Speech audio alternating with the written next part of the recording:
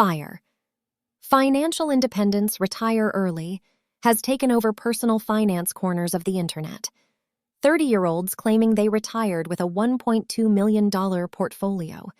Couples living off $40,000 a year forever. People who quit their jobs at 35 and never looked back. Is any of this real? Is it achievable for a regular Canadian with a normal income, a mortgage, and no trust fund? The honest answer is yes, but not the way most people think about it. Let's get into it. FIRE stands for Financial Independence, retire early. But the retiree early part is often misunderstood. For most people pursuing FIRE, the goal isn't to sit on a beach doing nothing at 40. It's to reach a point where work becomes optional, where your investments generate enough passive income to cover your expenses so you're no longer dependent on a paycheck to survive. What you do after that is up to you. The financial independence part is the real prize. Some FIRE people keep working jobs they enjoy. Some start businesses, some volunteer. The point is they work because they want to, not because they have to. As mentioned in a previous video, the 4% rule is the foundation of FIRE math. If your annual spending is $40,000, you need a portfolio of $100,000. If you can live on $50,000, you need $150,000. Once you hit that number, your portfolio, invested in a diversified ETF, should theoretically sustain withdrawals indefinitely based on historical market returns. Here's where Canada actually works in your favor compared to most countries. First, CPP and OAS. As mentioned in a previous video, most Canadians will eventually receive government pension income that covers a meaningful portion of retirement expenses. For early retirees, CPP and OAS won't kick in for years, but when they do, they reduce how much your portfolio needs to sustain. This means your required FIRE number is actually lower than the pure 4% rule suggests, because you're only bridging a gap until government income starts, not funding your entire retirement forever. Second, healthcare. Unlike Americans pursuing FIRE who have to budget aggressively for private health insurance, Canadians have provincial health coverage regardless of employment status. That's one major wildcard removed from the equation. Third, the TFSA is arguably the best account in the world for early retirement.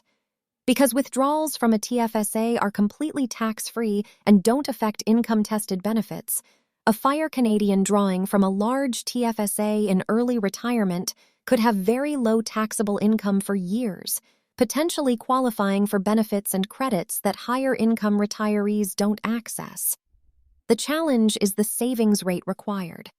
To retire early, you need to save aggressively, typically 40 to 60% of your income, not the 10 to 20% most people manage. On a median Canadian income, that's genuinely hard. But for dual-income households, high earners, or people willing to make significant lifestyle trade-offs, it is achievable. Full FIRE, stopping work completely in your 30s or early 40s, is ambitious and achievable for a small percentage of people. But there's a more attainable version that most Canadians can realistically pursue. Coast FIRE is the idea of saving aggressively early in your career until your portfolio is large enough that, with no further contributions, it will grow to your full retirement number by age 65 on its own. Once you hit your Coast FIRE number, you only need to earn enough to cover current expenses. The heavy lifting of retirement savings is done.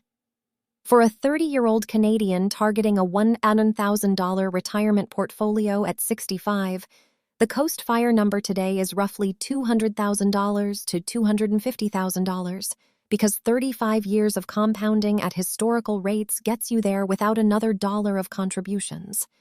That's a meaningful and achievable target for someone who starts saving seriously in their 20s.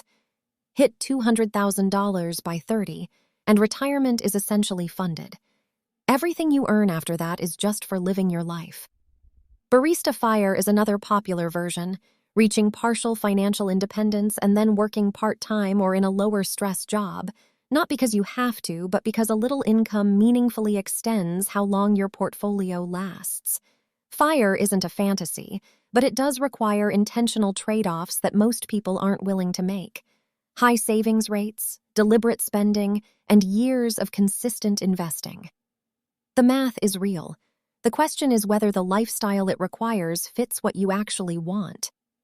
Even if full early retirement isn't your goal, the principles behind FIRE, high savings rates, low-cost index investing, tax-efficient accounts, are exactly what this channel is about.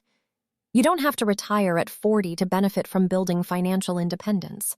Next week, we're covering something that quietly erodes every Canadian's wealth, whether they know it or not: inflation. What it actually is, how it affects your savings and investments differently, and what you can do to protect yourself. Subscribe, and I'll see you there. See you then.